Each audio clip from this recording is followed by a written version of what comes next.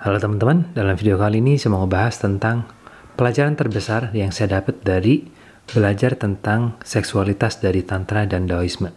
Dan ini adalah topik yang sensitif dan banyak orang gak mau bahas, tapi sebenarnya penyebab utama miskomunikasi dan butuh dibahas lebih banyak, terutama antara pasangan suami istri.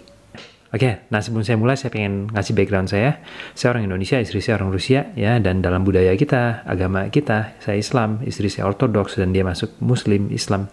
Itu, seks adalah suatu topik yang tabu, yang seharusnya nggak dibahas, ya, antara pasangan. Dan ini menyebabkan banyak sekali miskomunikasi, ya.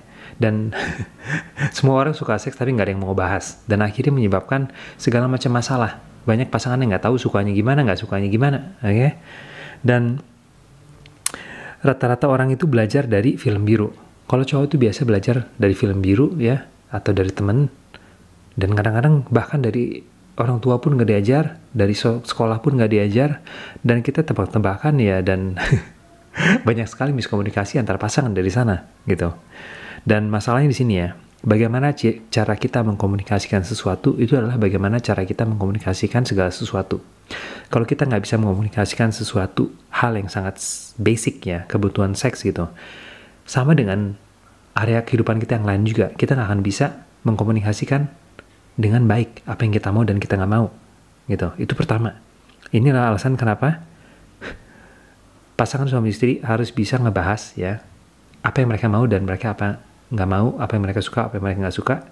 Karena kalau kamu nggak bisa komunikasi dengan satu hal ini tentang kebutuhan seks kamu, kemungkinan besar kamu nggak bisa ngebahas tentang kebutuhan lainnya, terutama yang sensitif dalam hidup kamu. Mau itu masalah parenting, masalah hubungan, masalah apapun dalam kehidupan kamu.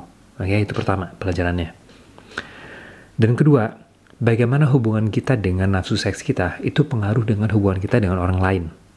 Ya, dan masalahnya banyak orang, ya, cowok yang punya perasaan bersalah, malu dengan nafsu seksual ini. Bukan hanya nafsu seksual, sama dengan nafsu lapar segala macam.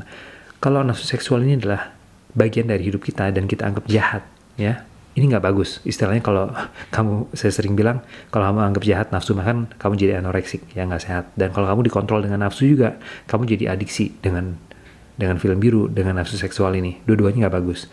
Dan kuncinya, kalau kamu nggak punya hubungan yang sehat dengan nafsu kamu nggak bisa punya hubungan yang sehat dengan orang lain, dengan pasangan kamu. Karena kamu bakal dikontrol oleh nafsu ini. Ya, itu yang penting lagi. Kedua, penting untuk punya hubungan yang sehat dengan nafsu seksual kita, ya, dengan nafsu diri kita sendiri, untuk bisa meningkatkan hubungan dengan pasangan. Karena terus terang, ya, semua semua masalah hubungan antara pasangan itu adalah masalah kepribadian yang akhirnya menyebabkan masalah dengan pasangan.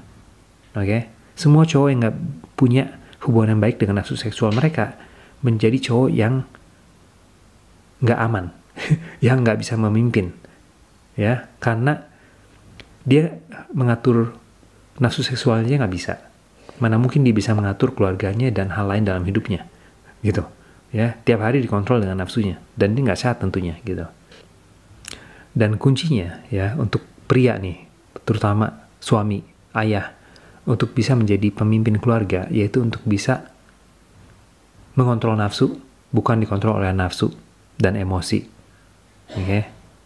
Dan masalahnya banyak, hubungan kita dengan diri kita itu banyak yang nggak pernah dianggap serius sama orang, ya. Hubungan kita dengan nafsu seksual kita, dengan nafsu segala macam emosi kita, itu pengaruh dengan hubungan dengan orang lain.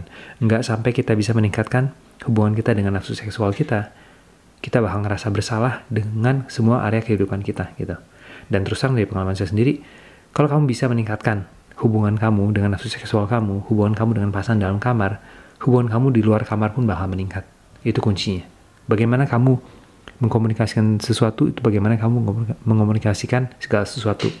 Dan bagaimana kamu mengomunikasikan kepada seseorang, itu adalah bagaimana kamu mengomunikasikan kepada semua orang. Oke? I hope it makes sense. Oke, jadi balik lagi. Buat para pria, suami, ayah yang mungkin masih sampai sekarang ada kebiasaan tergesa-gesa, malu, bersalah dengan nafsu seksual kamu, dan kamu merasa bahwa nafsu seks ini menyebabkan banyak sekali masalah dalam hidup kamu, ya. Saya saranin untuk ikut program Pria Perkasa, ya.